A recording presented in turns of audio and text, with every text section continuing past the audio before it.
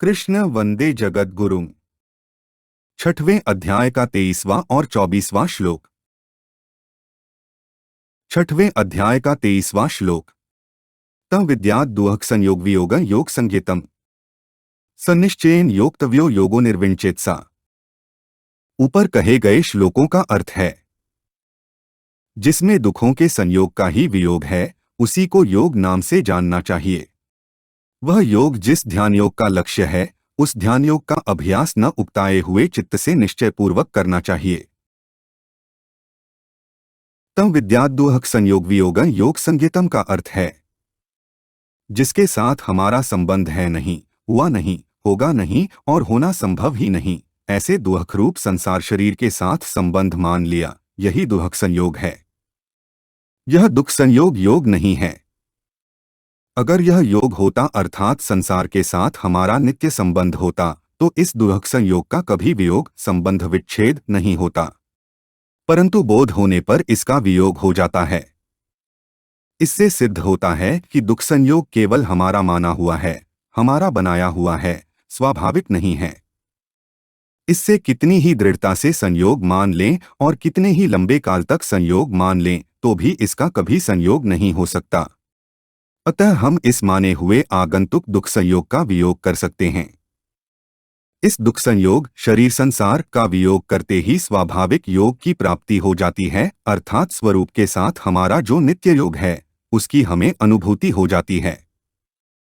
स्वरूप के साथ नित्य योग को ही यहाँ योग समझना चाहिए। यहाँ दुहक रूप संसार के सर्वथा वियोग को योग कहा गया है। इससे यह असर पड़ता है कि अपने स्वरूप के साथ पहले हमारा वियोग था, अब योग हो गया, परंतु ऐसी बात नहीं है। स्वरूप के साथ हमारा नित्य योग है। दुखरूप संसार के संयोग का तो आरंभ और अंत होता है तथा संयोग काल में भी संयोग का आरंभ और अंत होता रहता है, परंतु इस नित्य योग का कभी आरंभ और अंत नहीं होता, कारण कि यह योग मन बुद्धि आदि प्राकृत पदार्थों से नहीं होता, प्रत्युत इनके संबंध विच्छेद से होता है।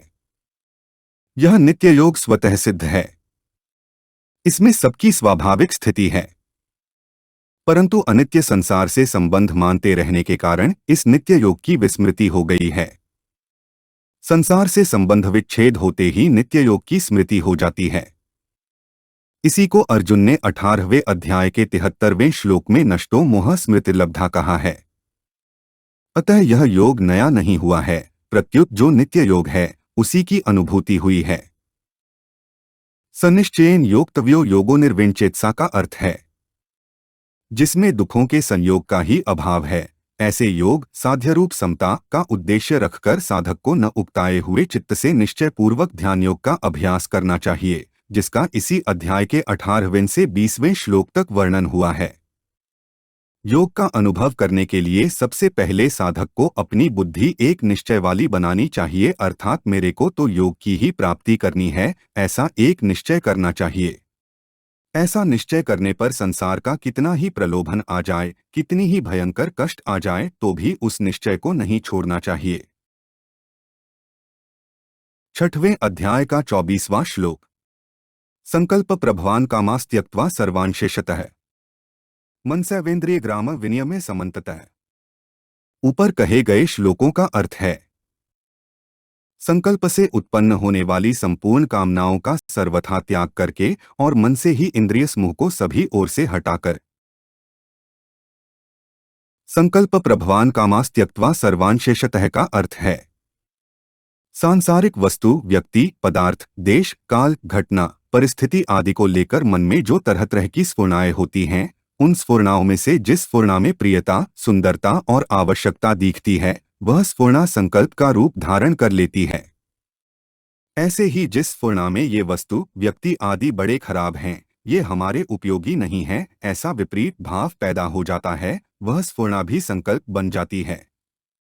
संकल्प से ऐसा होना चाहिए और ऐसा नहीं चाहिए, यह कामना उत्पन्न होती है।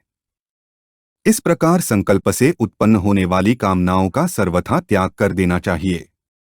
यहाँ कामान पद बहुवचन में आया है, फिर भी इसके साथ सर्वान पद देने का तात्पर्य है कि कोई भी और किसी भी तरह की कामना नहीं रहनी चाहिए। अशेषतः पद का तात्पर्य है कि कामना का बीज, सूक्ष्म संस्कार भी नहीं रहना चाहिए, कारण कि वृक्ष के एक बीज से ही मीलों तक का जंगल पैदा हो सकता है।